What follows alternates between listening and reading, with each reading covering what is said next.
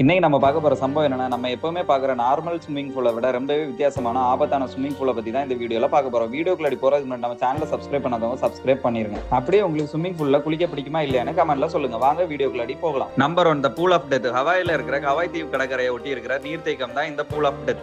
இந்த இடம் பார்க்கறதுக்கு அழகா இருந்தாலும் இயற்கையாவே உருவான இந்த ஸ்விம்மிங் பூல் பாறைகளால மூடப்பட்டிருக்கு. இந்த பாறைகள் ஒரு தடுப்பு சுவர் மாதிரி இருந்தாலும் சில நேரங்கள்ல பெரிய அலைகள் வரத நீச்சல் பண்றவங்களால பார்க்க முடியாத மாதிரி பண்ணிடுது.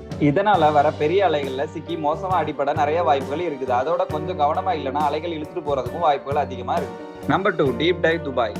துபாய்னு சொன்னாலே பாலைவனங்களும் பெரிய பெரிய கட்டிடங்களும் தான் ஞாபகத்துக்கு வரும். ஆனா ஸ்விம்மிங் பண்றவங்களுக்கு துபாய்னு சொன்னாலே இந்த டீப் டைவ் தான் ஞாபகத்துக்கு வரும். பேருக்கு ஏற்ற மாதிரி இந்த ஸ்விம்மிங் பூல் தான் உலகத்திலே ஆழமான டீப் டைவ் ஸ்விம்மிங் பூல்.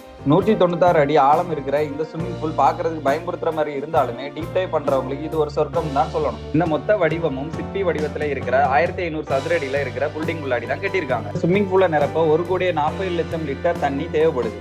பல மில்லியன் டாலர் செலவுல கட்டப்பட்ட இந்த ஸ்விம்மிங் பூலோட மெயின்டெனன்ஸ் செலவும் ரொம்பவே அதிகம். இதோட என்வரான்மெண்ட்டை கண்ட்ரோல்ல வச்சுக்க தண்ணியோட டெம்பரேச்சரை 30 டிகிரி செல்சியஸ்லயே மெயின்டைன் பண்ணி வச்சிருக்காங்க.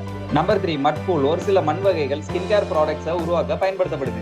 இதுல அதே மாதிரி மருத்துவ குணங்கள் உள்ளதா நம்பப்படுது. ஒரு குளம் தான் இந்த மட் பூல். இந்த மண்ணை எடுத்து மூஞ்சில அப்ளை பண்ண வேண்டிய தேவையே இல்லை. ஏன்னா ஒருத்தர் மண்ணுள்ள இருக்கும்போது அவரோட மொத்த உடம்புமே இந்த குளத்துக்குள்ளதான் இருக்குமா. இங்க குளிக்கிறத மட்பாத்துன்னு சொல்றாங்க.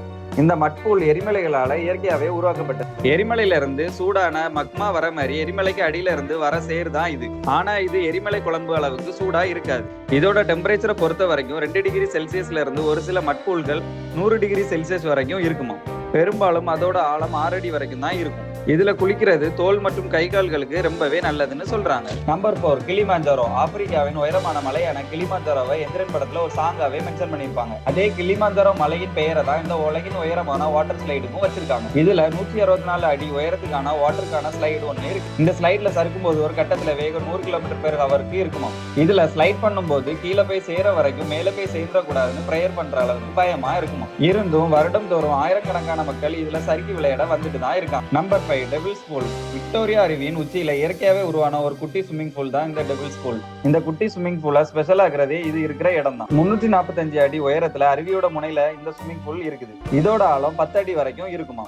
வருஷத்துல 7 மாசம் மட்டும்தான் இந்த ஸ்விம்மிங் பூலுக்கு மனிதர்கள் போய் இந்த த்ரில்லிங்கை என்ஜாய் பண்ண முடியும். மத்த மாதங்கள்ல வெள்ளப்பெருக்குகள் ரொம்பவே அதிகமா இருக்கும். இதை விசிட் பண்றது சேஃபானு பாத்தீங்கன்னா இது ரொம்பவே சேஃபான ஸ்விம்மிங் பூல் தான். உயரத்தை பார்த்து பயம் இல்லாதவங்க மட்டும்தான் இந்த உயரத்துல இருந்து இயற்கையோட அழகை ரசிக்கலாம்.